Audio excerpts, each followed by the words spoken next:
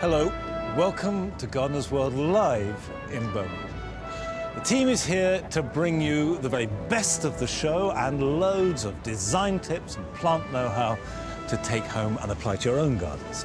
And of course, we are announcing the winner of our Every Space Counts competition. So join me, Carol, Joe, Adam, Arit, Nick and Mark for a celebration of all that is great about gardening.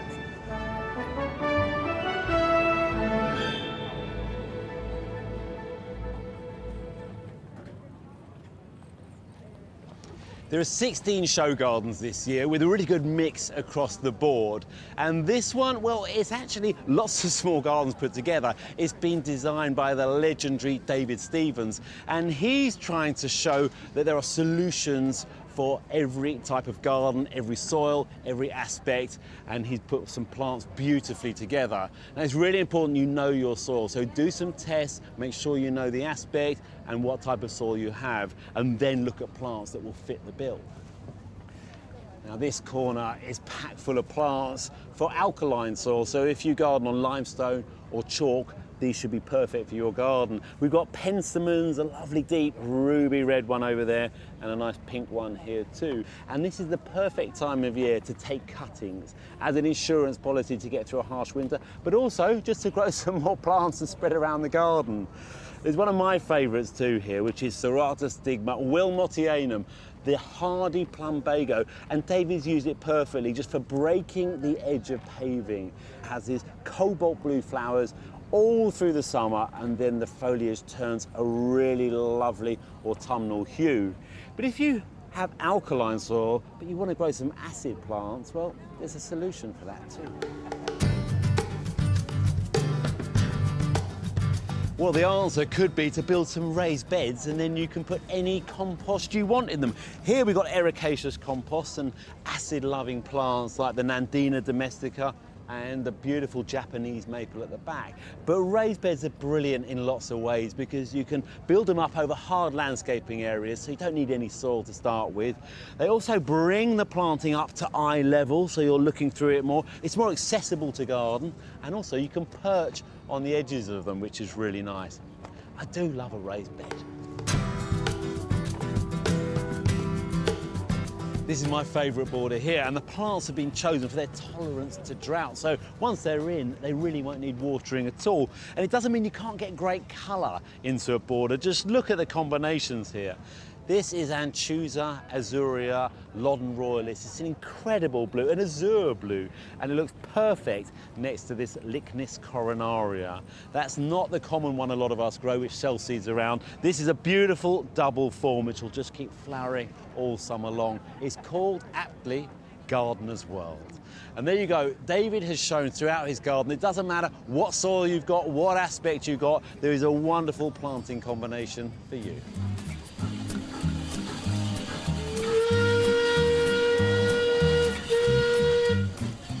This garden, called Made in Birmingham, is a real showstopper. It seems to exemplify everything that you want from a show garden. It has drama, it has colour, you've got train building, you've got breweries, you've got wonderful cut flowers, but it is dominated by a full-size railway carriage along the back. I've got the designer with me, Paul Stone. Paul, what was the inspiration for this garden? Well, we wanted to make a big connection with Birmingham. It's a central hub of activity in the country for produce and for transport. So having a train as your most expensive fence in show gardening history made sense. I know from visiting many allotments in Birmingham how wonderful the vegetables are, and I have to say, if my vegetables look half as good as that, I'd be delighted. Tell me the story of the cut flowers. There's a fabulous wholesale market right in the centre of the city distributing those cut blooms all around the country, and I was very fortunate to find a local group of volunteers to grow from seed back in January all these lovely annuals, and they did such a good job, planted it up. So grown in Birmingham and planted by Birmingham people.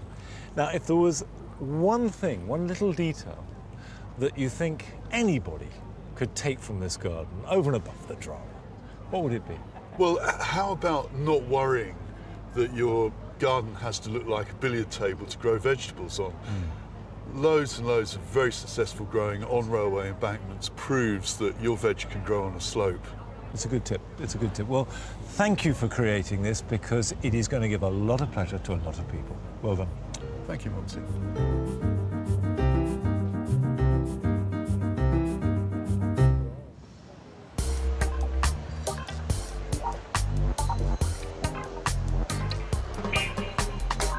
Away from the show gardens, it's a real celebration of summer in the Floral marquee. With 89 exhibitors, I'm on the lookout for plants set to cause a summer sensation.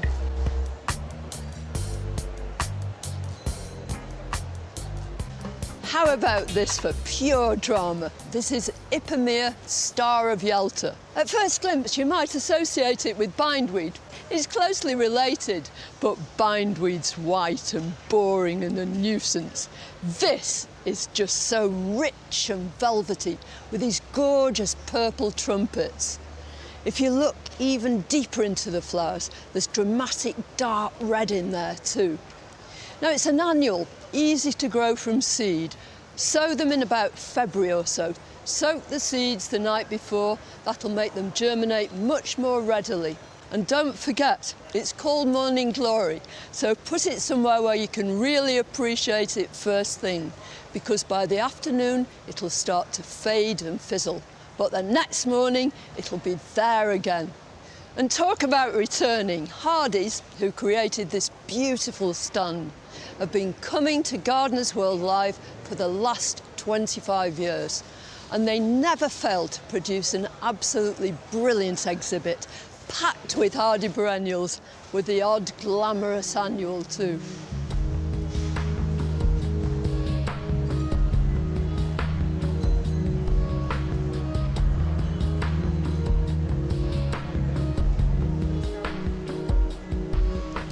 Well, if you want to cause a real sensation, why not go for this gorgeous trolleus? It's called Dancing Flame. You need to have damp, rich soil if you're going to grow it successfully, but the flowers absolutely glow. It looks wonderful amongst like-minded plants with green foliage, hostas and ferns. But you can bet that if you include Dancing Flame in your mixture, those flowers are really going to pack a punch.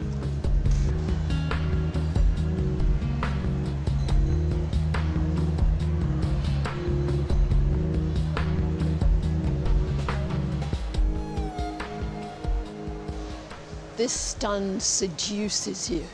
You imagine yourself in the midst of the Amazonian jungle. Everywhere is green and dense, and then suddenly there are these sparks of bright and brilliant colour. They are bromeliads. This Ipomoea is a perfect example. This is known as the inflorescence. The actual flowers are tiny, almost like eyelashes, all along the edge of that. But the purpose is, of course, to draw in pollinating insects. The flowers would never do it on their own, they're far too tiny. But it's not just for these brilliant inflorescences that we grow these plants. Lots of them have gorgeous foliage. Take this freesia, for example, with great marbled leaves forming a funnel. They actually grow on the branches of trees, and they only take 8 to 10% of their nutrients and water actually through their roots. The rest is fed in directly down that funnel. So when you're watering them at home, don't water the roots, water the funnel. If you're going to grow them in a pot, then use orchid compost or something very, very free draining. If you like, you could take them on a summer holiday and take them out to a shady place outside. But they're very, very tender plants, so bring them back in for the winter.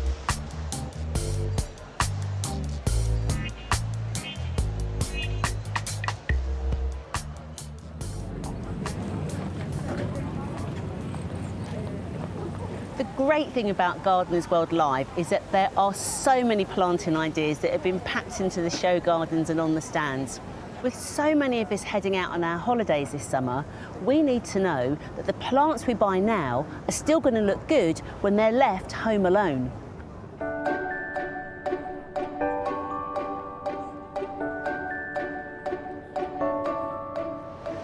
one group of plants that can really look after themselves are those from the Mediterranean basin. They like hot, arid, dry conditions and need very little watering. A lot of our herbs come from there, such as rosemary, thyme and bay. Now, what I like to do before I go away is take a really good harvest of my herbs, enjoy them in a meal, and that way I know that they're going to reshoot whilst I'm away. One tip is if you have your herbs in a pot, is to pot them on, put them in a larger container. That way there'll be a greater volume of soil which can take up more water, which will help the roots. So what I would say is give them a really good soak, and whilst you're in the Mediterranean having your little holiday, your plants will be back at home having theirs too.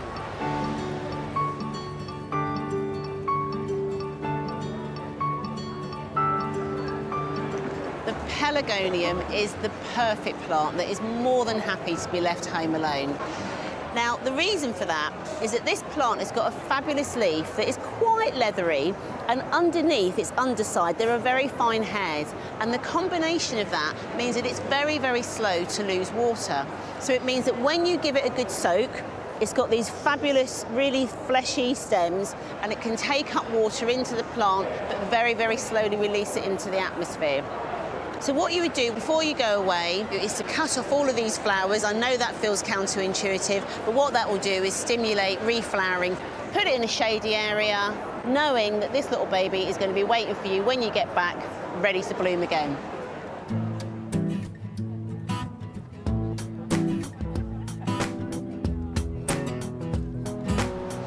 This group of plants are quite different to what we've just looked at, and they are stunning. We have the fabulous cacti, certainly on trend at the moment, and also as well, things like the agave and the succulent groups. I love this agave nigra, it's so beautiful, it's wonderful spikes and it's fabulous colour. Now I want to talk to you a little bit about how they work. We've got this beautiful, thick, fibrous stems that are brilliant at holding and storing water and all of their nutrients. They have these very, very spiky thorns, which are, yes, to protect them, but also as well help to kind of keep water storage. So what you need to do is ensure your compost is still free draining. We want to make sure that they don't sit in too much water. Give them quite a soak. Leave them to their own devices while you go and lie down on that sunbed.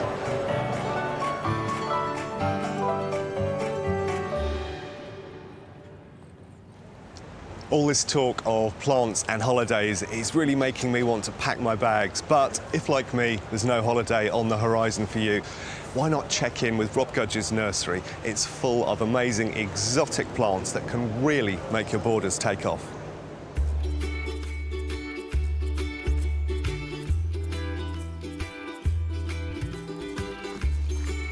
People are always amazed when they come here and they walk onto the nursery and they have that sense of being somewhere else, the Caribbean or South America, and then realising that they're in Taunton.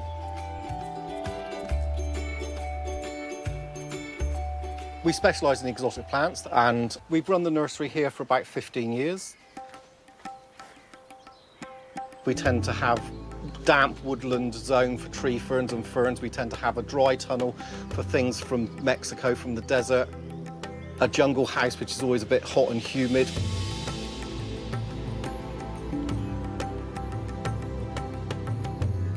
I think my passion for exotic plants came from travelling. It's the challenge of being able to try to grow these and make your garden look like your favourite holiday destination. There's something incredible about being able to put those textures and leaf shapes and colours together and create from scratch something that is wonderful and people enjoy.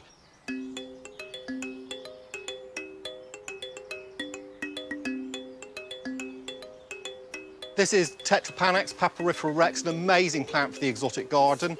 Huge, huge leaves, will grow in sun or semi-shade.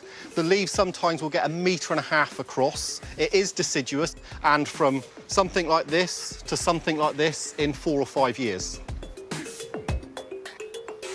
My knowledge of exotic gardening is through growing these plants in this country. Some things work and some things don't. You can't read books about this stuff. You have to give it a go. You have to try it. If you want a garden you're never going to lose anything in, then this probably isn't for you. But if you're willing to take a bit of risk, you can have a garden that's glorious.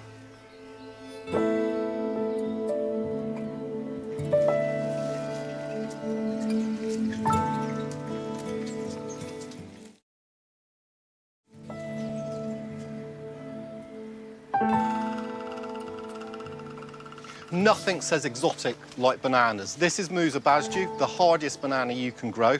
It comes from Japan and China. We've had it through -18, but for the first 2 or 3 years you put them in, they will need some winter protection. They tend to come through winter with this papery old leaf on it. You can peel that off in spring to give this fresh green-looking stem. When you get bananas on them, they do look really dramatic. Unfortunately, they're very small and inedible, so you can't eat them, but a great talking point for your garden.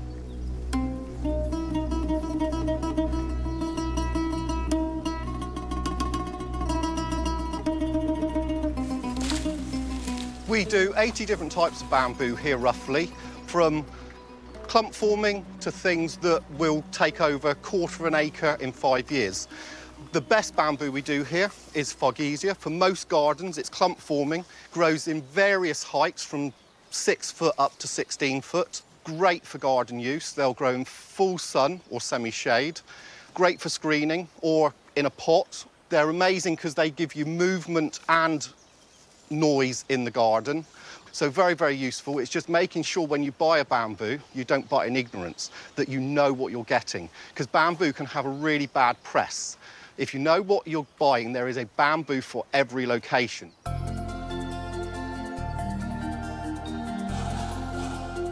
We propagate a lot of the bamboos here ourselves because they're not always commercially available. It's a very simple process.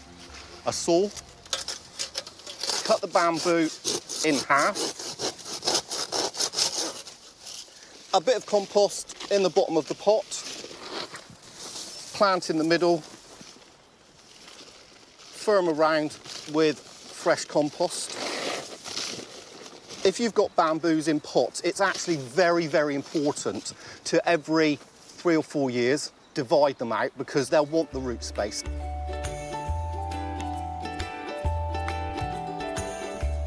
When we do exhibits at shows, you can always tell a desert to jungle stand because usually it's got the biggest plants on it. It's very dramatic and it shows that you can have this look in this country, in your own back garden.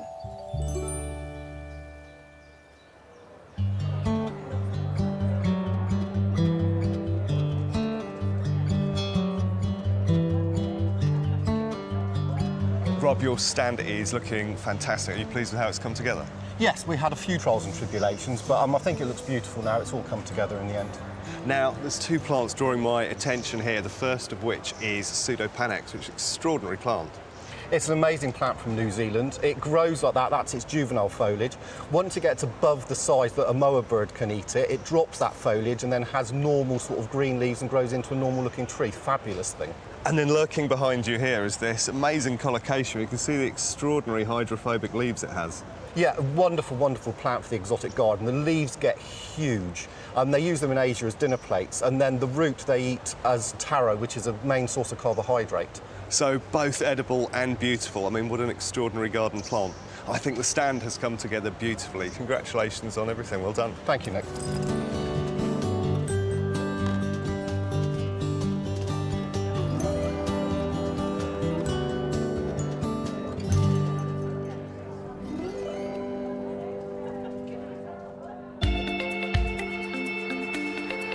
You know, it seems like a lifetime ago now, but this is where it all started for me, building show gardens at Gardeners World Live. I came here with Jeff Hamilton, and we used to design and build gardens.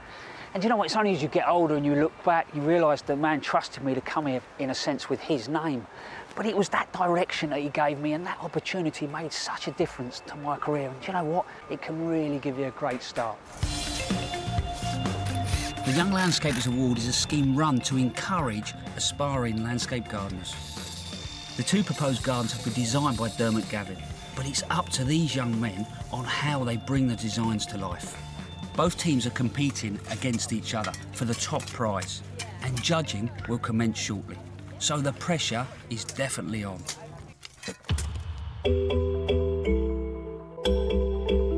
First up, we've got Lawrence and Jacob with the square garden. This sharp-looking design consists of a central focal point, stone-raised beds, and a floating bench that really invites you into the space.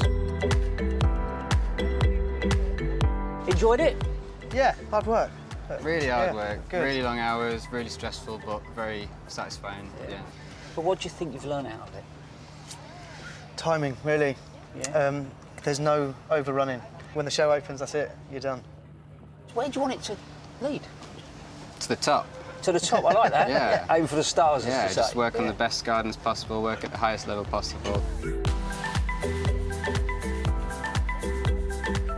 They're up against Ryan and Dan, and here they've opted to keep flowers to a minimum.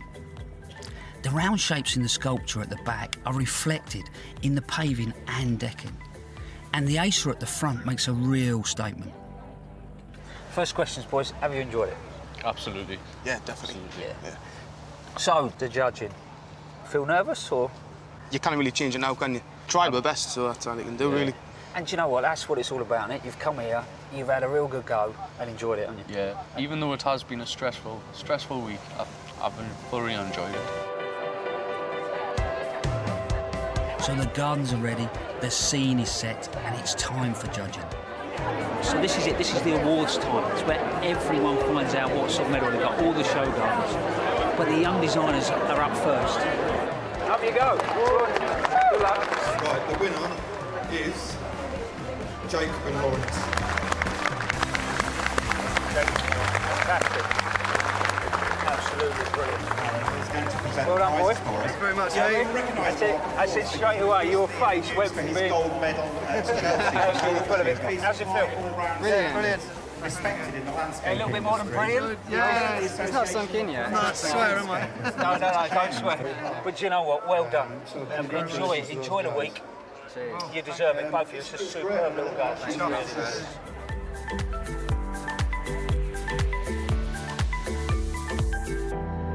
These gardens behind me are built really, really well by youngsters that are in their early 20s. You know, it's incredible, and you just don't know where it's going to take them.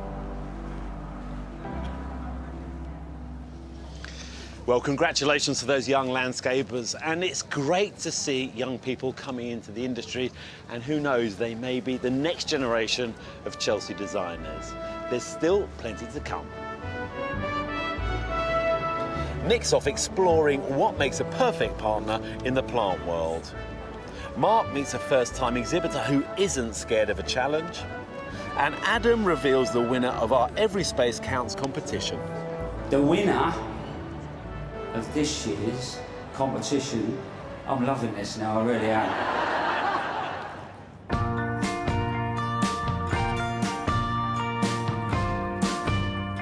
There's plenty more bright new talent in the smaller gardens too, and 5 have been made by members of the Association of Professional Landscapers, and what's nice is they're a collaboration between designer and landscaper.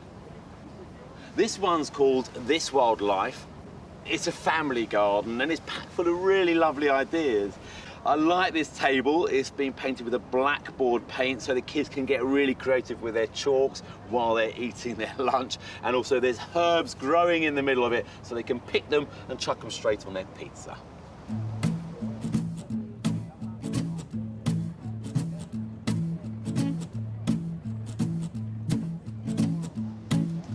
This garden's called Across the Board, and it's a great solution for what was a sloping garden. So it's been terraced, and it's all about the hard landscaping for me. The steps bring you up nicely to this top level where there's this deck that runs through, wildflowers either side, and I really like that gabion walling at the bottom filled with limestone. And it's picked up at the back here with these piers, which frame the living wall really nicely and creates a lovely backdrop to the garden. I really like this clipped hornbeam cube. It's really doing an important job in this garden. For a start, it's a fulcrum. The whole design works around it and it adds architecture to the planting. Now, a specimen like this would cost you a few quid, but see it as an investment.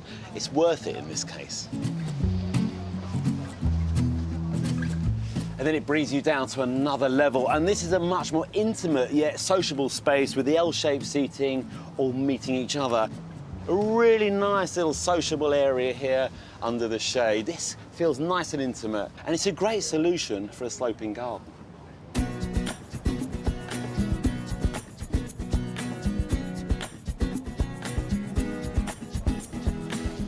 The theme of these gardens is a place for entertainment, and this design by Martin Wilson has really hit a spot, because you can imagine it as a party space and a place just to relax in too.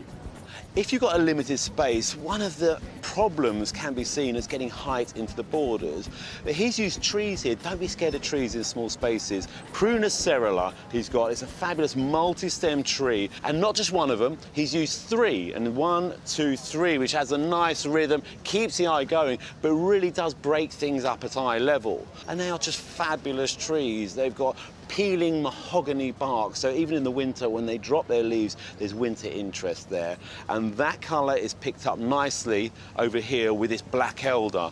Again, a fabulous plant, great foliage, and the flowers are set off. It's almost a complete composition in itself. And those plants really pick up with this rusty wood-burning stove. So it's really been nicely thought through, and those coppery tones are picked up on the grasses through the borders. And just punctuation of bits of orange flowers, which are picked up in the furniture, and some of the styling throughout the garden too. Now, what I like, again, part of the structure, are these box balls. Different sized box balls just dotted through the borders, a lovely simple rhythm, nice and soft. They will grow in sun, they'll grow in shade, they'll grow anywhere, just keep them nicely clipped. One of the hard landscaping structures he's got here is these simple frames. Now, if you put a pergola into a garden, it can get shady, it can feel a little bit oppressive underneath. But these frames do a job of framing the long view, breaking it up, almost framing it so you're drawing the eye through. But they also split it up into a series of rooms. And these frames are also used to fix these yachting cables to grow a climber up. And in this case, Trachelospermum jasminoides. We've seen it many times, but it's a classic. It's close to the ground in evergreen foliage, and those beautifully scented flowers are just where you want them, at nose height. Absolutely delicious. Well, these APL gardens are packed full of ideas, and 2 landscapers who are back for the 2nd year running pride themselves on spending as little as possible to make what they hope is a really inspiring garden.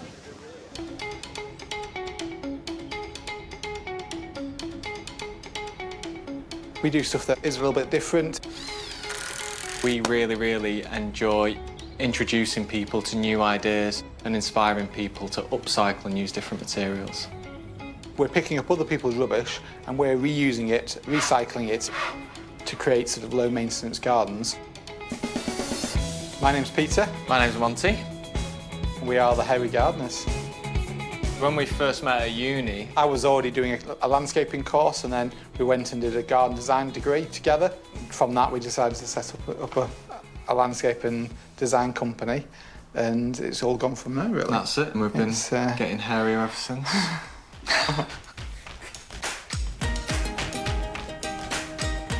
Our garden is called Imagination in the Raw. It's a 10 metre by 6 metre garden, and it's designed to be viewed from 2 sides. Right, well, we're in Peter's garden. We've actually started to lay everything out in preparation for our build. This is an old bathtub. It's cast iron. It was going to be chucked out, and we've just thought we're going to use that. We've cut the front off it, and we're now going to be putting a seat inside, cushion, clean it up a bit. Perfect nice sitting area, bottom of the garden. So for us, it's a lot about having that social element in the garden, isn't it? About people talking, about people looking at the different materials, engaging together, and also telling that story. Now we're studying going to be the dining entertaining area. It's going to have a nice stone on the floor, but then above that's going to be this reclaimed timber pergola, and then that's going to get supported by poured concrete walls. This is an example of the concrete walls that we are going to be making here. Simple pallet wood just screwed and nailed together. And then we've just pulled this down here, and you can see really effectively the knots that are on this concrete and all this texture from the timber. let's just let this timber speak for itself here and really marry together with this concrete, and they can really complement each other. The timber was the first thing we saw. We saw and we thought we'd love it. We've got to use it. It's something that the general public can get readily and easily. You don't have to pay a huge amount for it. And then from that, we decided what plants are going to work well with this style of planting. One of the main features is going to be the wild planting. So instead of having grass and turf, we're going to have wild meadow planting, lots of different coloured flowers popping up through that. So that's going to really soften all the hard structures, all the hard walls. The message we're trying to get through to the public is about recycling, about reusing materials that, you know, people are just throwing away every day, and making the most of them. We got the steel from a local steel company, and it was recycled, but we have had to pay a bit for it. That's the bit he's doing now, and we'll flip that over, and then that's that end piece that's going to sit on there, is it? Yeah. Basically, we're going to sort of introduce that into a garden to sort of create the main structure of the garden. It's going to give the length to the garden. It's going to stretch your view. And then we also picked up some glass, and they were actually free, and then we're incorporating them into some sliding doors in the garden, which, you know, again, big feature for us, which are made out of pallet wood frame, and yeah, they're really, really going to come in handy.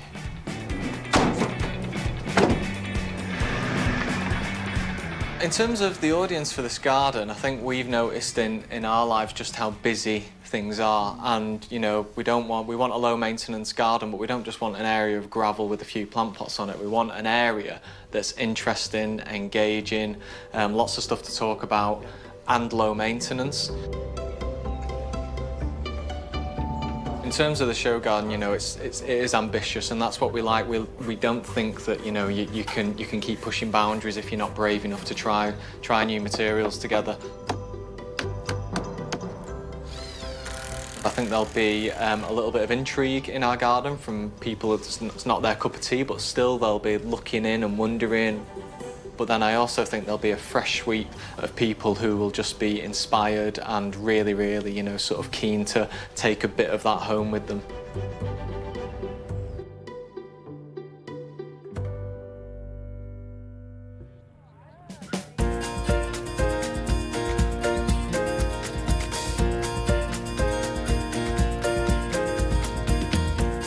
Well, I think people will be intrigued and inspired by your garden. You know, upcycling, recycling, you've done it with style, so much design. I think that's the point, isn't it? We really wanted to show that you can have a magnificent garden with upcycled materials. Yeah, and that detail leads you up to this amazing structure. Yeah, well, we see so many pergolas that are made of sort of standard plain timber, and we thought, right, you know, we really need to create something where I never thought of using a sleeper up there. Yeah, it brings a great cohesion to the space. But the planting is important to you guys as well. It's not just about the hard landscaping, is it? We're wanting a sort of real intimate, sort of romantic sort of look to the planting, so it'll soften this really hard structure. It's beautiful, and that pool with its reflective qualities is just gorgeous. So what's through there then? Well, it's time for you to come and get in the bath, Joe. Really? Yeah. I was a bit worried about the bath, I'll be honest Yeah. with you, but it looks great nestled in there, doesn't it? Yeah. And you've got a sand pit. Sand pit in there, yeah. These sliding doors work brilliantly, don't they? Yeah, great bit of fun in the garden. And I love this wildflower planting as well. Yeah, it's sort of really intimate area. The seating's low, so you're sort of hidden away in the back corner. Yeah. The whole design works brilliantly. This is so stylish, there's so many ideas. You've got a gold medal. I'm not going to big you up anymore. Congratulations. Okay, thank you very much. Cheers. Thank you.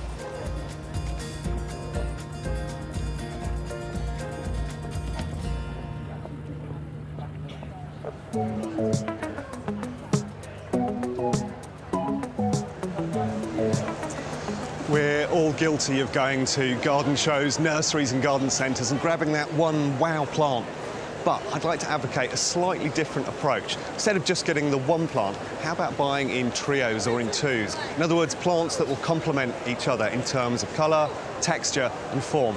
That way you can get home and put an instant set of plants into your borders that can look great straight away.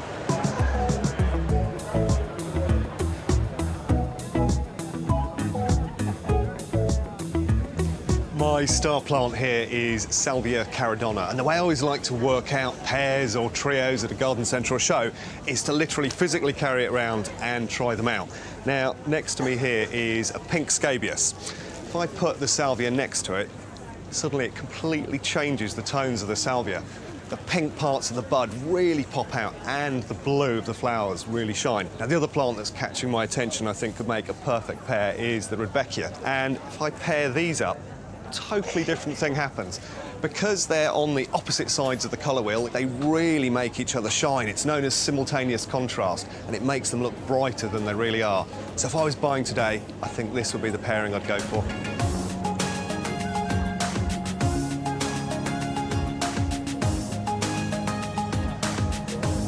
My next star plant is this gorgeous little coreopsis, and it's called Bengal Tiger. It has those beautiful multi-tonal flowers, so yellow picotee around the edge and burgundy in the centre. Now, I want to try and make it work as a trio combination. So first thing I looked for was a yellow, and I've gone for this lovely little poppy. It's called Moon Dance, and it has almost a chartreuse tone to it, but it picks this yellow quite successfully. And then the next part of the trio is this lovely grass. It's a pennisetum. Now, it's quite similar to Purple Majesty, but it's one called Vertigo. And its burgundy tones beautifully replicate the burgundy tones at the centre of the coreopsis. And so there's a contrast in form, in texture, in height, but they're all bound together by that unity of colour. I think it makes a great trio.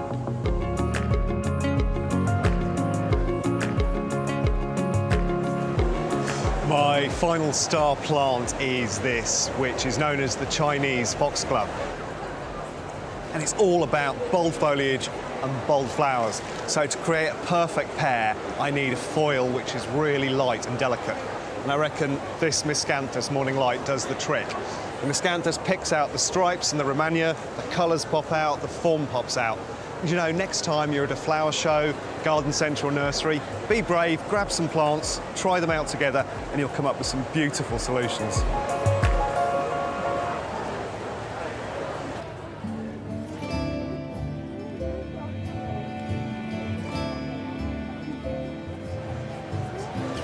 I suppose hostas are the classic plant for shade. Lots of us grow them in the ground, but some people grow them in pots. And I think the whole idea of growing a hosta in a pot is wonderful. For a start, you can study it. You can move it too and put it exactly where you want. There's such a fantastic array of them, but this one in particular is unusual. It's called Paradise Island, and it has these dark red stems.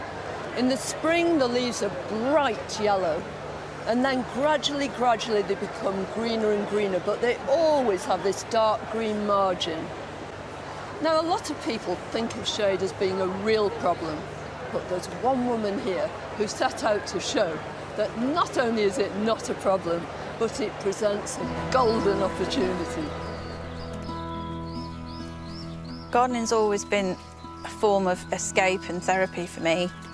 I just tend to lose myself with the plants. My name is Lynn Moore, and this year at Gardeners World Live, I'll be exhibiting shade plants. Before I ran a nursery, I was a senior fingerprint reporting officer working for the Metropolitan Police, and I'd done that for 25.5 years before I left the Met. Right from an early age, I can remember being in the garden with my grandfather. One of my earliest memories was picking snowdrops and violets and driving my nan absolutely mad with 1,001 little vases on the kitchen windowsill. But Grandad was always so encouraging. The nursery was started back in 2006 as a result of me doing a garden design course at a local horticultural college. As a fingerprint expert, I used to have to make sure I had very good attention to detail doing what I was doing. Now I still have that attention to detail. When we moved into our existing garden, we inherited a lot of mature trees. I had to learn very quickly what would grow in the shade. So hence my love of all shade plants began. We like to classify our shade plants that would be suitable for 4 different areas of shade.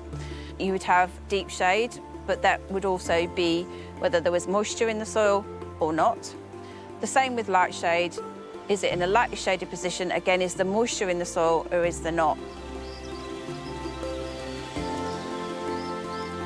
We're in the garden adjacent to the nursery, and under this beautiful tree, we have an area of light shade. Plants that we would plant in this particular area would receive sun in the early morning and also in the late afternoon. We have this beautiful coppery fronded fern called Dryopteris erythrosaura. The plant here with the dark crimson stems and flowers is called a stilby fanal. And this very ferny foliaged plant at the front is called Aruncus horatio. All of these plants would be suitable for an area in shade where there is an amount of moisture in the soil.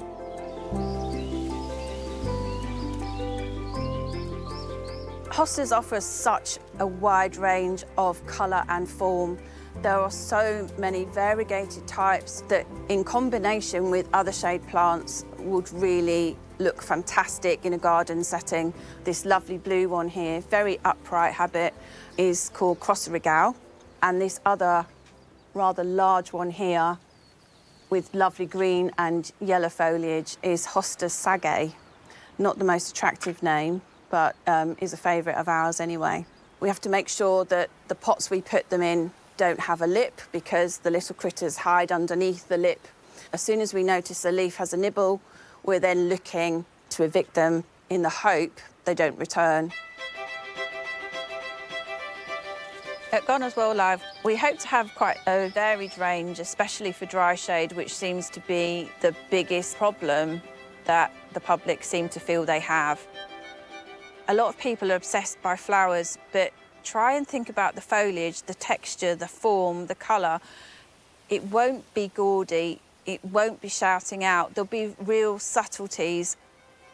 I'd just like to make sure that people don't think that shade's a problem, because if we can embrace shade as being a real opportunity to grow some exquisite plants, then our gardens will be so much better.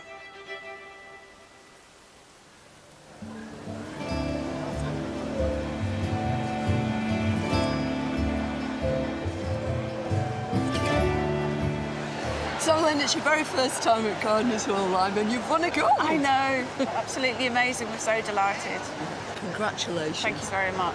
So you grow almost exclusively shade-loving plants, but what prompted you in the first place? I've always loved hostas, and when we moved into our current garden, we inherited a lot of mature trees. So I had to find out very quickly what would grow beneath those trees. Right. So it was a bit of a baptism of fire, so lots of research, and then that's now evolved into doing what I'm doing now. And it's so relevant to people because even if they haven't got big trees, everybody's got some shade, haven't they? Absolutely. Could be next door neighbours' trees even, next door neighbours' fence, your own fence, the garage, the wheelie bin.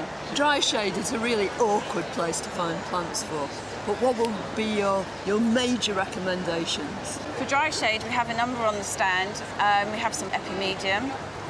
Geranium nodosum is also a big favourite of ours and does really, really well for us. And you've got a really gorgeous penstemon over there that I've never seen before.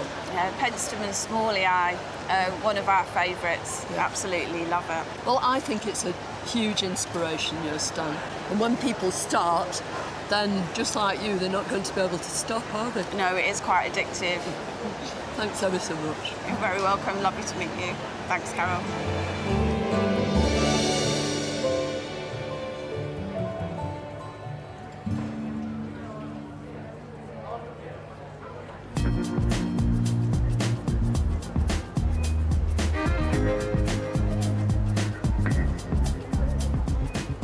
This year, there are 23 beautiful borders, all designed to show you how to make every space count. And I'm really impressed at what can be done in just 8 square meters. Now, I can't choose any favourites, but there are 3 that I'm drawn to.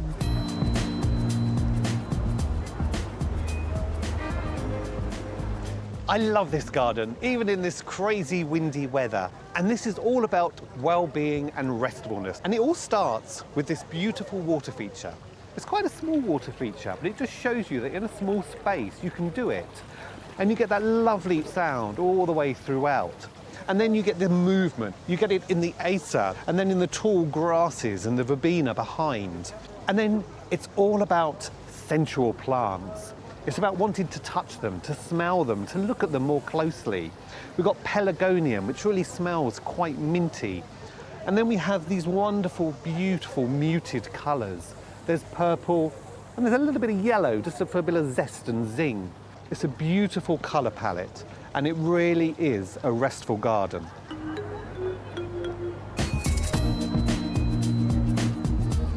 This is such a great idea. The students from Oakland College have just had fun. And something really novel, they've gone for tables and chairs with plants actually inside them. And then, who needs a brolly when you can have a tree growing through the middle of your table? This silver birch, it adds shade and canopy. There's some really great touches in this garden. It's a little bit Bond. We've got all these mirrors going on. And then there's diamonds. They are scattered throughout and on top of the table. This is creativity in the tiniest of spaces.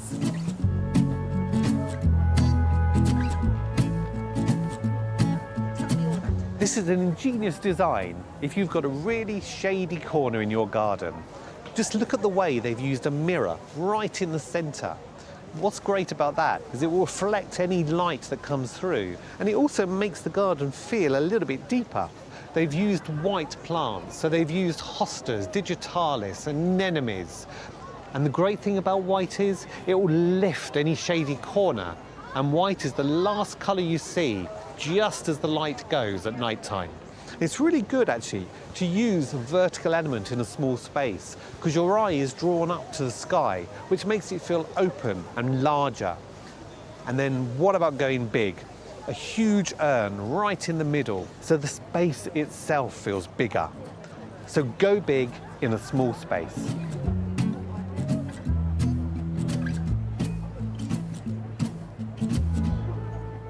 It's really refreshing to see what can be packed into these small borders.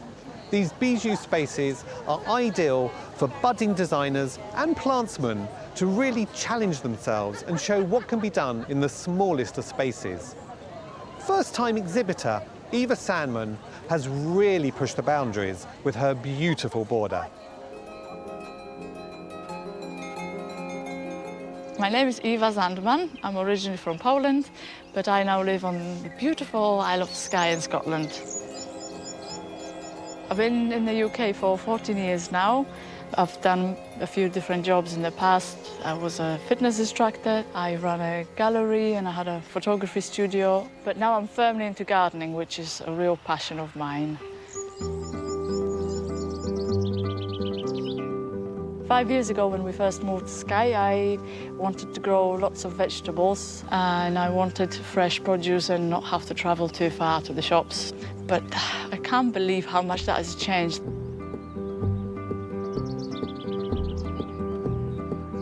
So the whole garden thing for me has just really taken off in the past 2 years because it just feels right, and I don't want to do anything else. I just want to work with plants. So I've started studying as well with Royal Horticultural Society, and I think the best way, though, to learn about plants is to just work with them.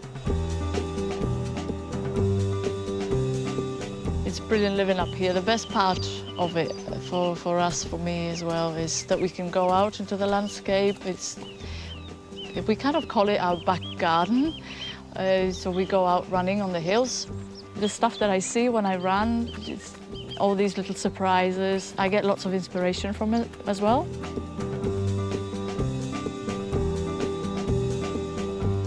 We've got a lovely Viola rivignana growing happily here, covered up by the heather. So it's not the easiest of environments to live in for plants. We get a lot of wind, so the plants are growing really low to the ground, and they look for protection amongst other plants as well, but also they try to grow somewhere where there's not too much competition. So this is a Dactylorhiza maculata, heath-spotted orchid. Beautiful little plant. They're so hardy, so I just want to grow more plants when I see these guys growing in the wild in such harsh environments.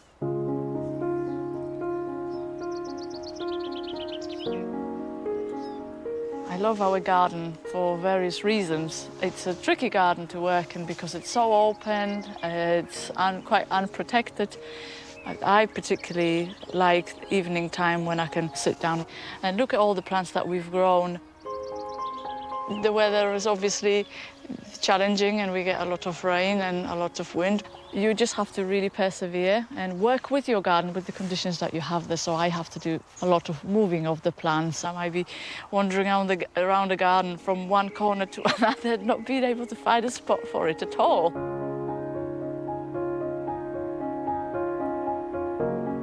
I have a Digiplexis berry canary, which is a plant that reminds me of our garden. So a little bit of our garden in Birmingham. I really love its growth habit and I like tall, spiky plants. So I love them for being so hardy. So they're definitely coming with me to the show. Hopefully it'll flower at the right time for me as well. For Gardeners World Life, I'm going to be showcasing a beautiful border. We are in my polytunnel, which is my sanctuary, and I love it. My pride and joy must be my echiums, which are 2 years old, and I really do actually love them. They're an unusual plant to have up here. I know that it can be done in this country because they don't need to be overly protected over winter. They can take a bit of cold, and they'll give you lots of joy, which they are giving me. So my Marguerite daisies, summer stars, doing quite well. I'm really happy to report. All of them are grown from cuttings, and I thought if I want lots of colour and a nice flower form, then I can grow my daisies. And normally on Skye it's quite difficult to harden things off, but these daisies respond quite well to being hardened off. So I know I can take them outside and they'll do fine and I won't lose them. Taking all the plants down to the show is going to be a bit of a challenge. It's quite a long drive. It's probably going to take me between 10 and 12 hours. So I have to make sure that I put bubble wrap around them, that kind of thing. So it's a huge worry. I've been looking after these plants for so long.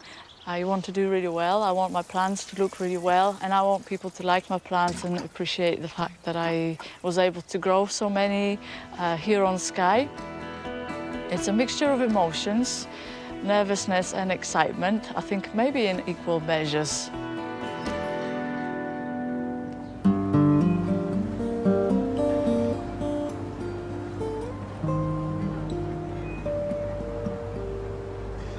Eva, you must be really excited. It's looking wonderful. How did you manage to get down here? Oh, someone or something was looking over me, I think. 13 hours in the car. Quite stressful. Getting anxious, I must. Oh, tears of stress came, but...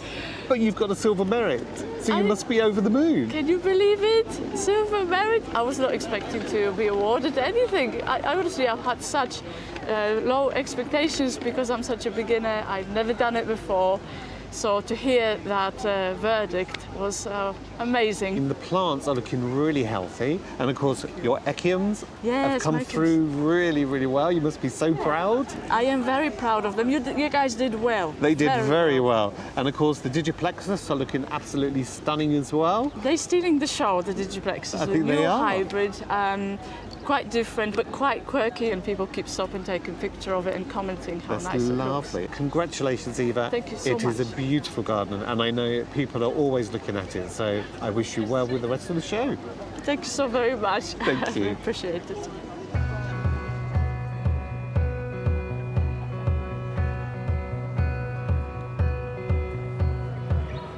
Now you've all voted in your thousands, and it's time for Adam to reveal our Every Space Counts winner. Now, we are all here for something that I think is incredibly important.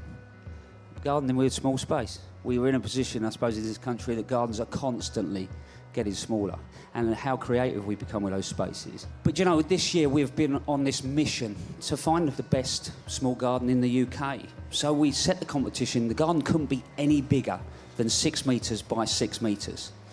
We managed somehow to narrow it down to 5 finalists. So first of all, we have Mike's garden, 35 square metres of a hidden tropical space. And actually it was full of drama and it was full of excitement. What I loved about it as well is you could create a wonderful garden, but he could pick it up and he could move most of it with him if he moved on. So that, for me, was a great one. Next one was massive at 25 square metres. Chris and Rachel, superb use of reclaimed bricks and this lovely little tiny courtyard that was full of plants for sun and shade. And then we go on to Sarah, 36 metres square, and this sort of long, lovely curved borders that went through it. And then we got Caroline. This one was the circular patio, and for me it was being brave with how much space was planted in that area. And then the final one is Zoe, which was an interesting garden because it was a basement and you went down to the space, so it was dark and it was shady, but I think there was a sense of atmosphere to it. Right, the moment of truth. So the winner of the Every Space Counts competition this year is... I'm loving this now, I really am. Zoe. There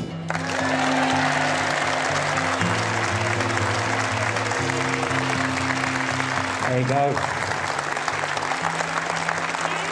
How does that feel? Amazing. There you go. Thank you very much. Bless you. What drove the sort of the design and the collection?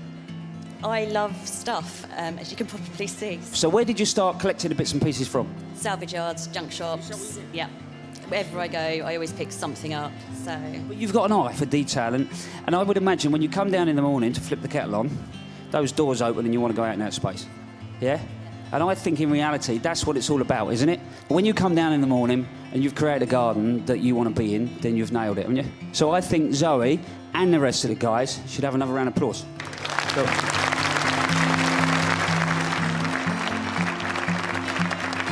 Thank you very much, you lot. You've been absolutely brilliant. Cheers. A bit in shock, to be honest. I mean, all 5 gardens were incredible, absolutely incredible. And it just goes to show what you can do with a tiny space. I'm still emotional. I can barely hold this still right now. So, yeah, I need a glass of wine.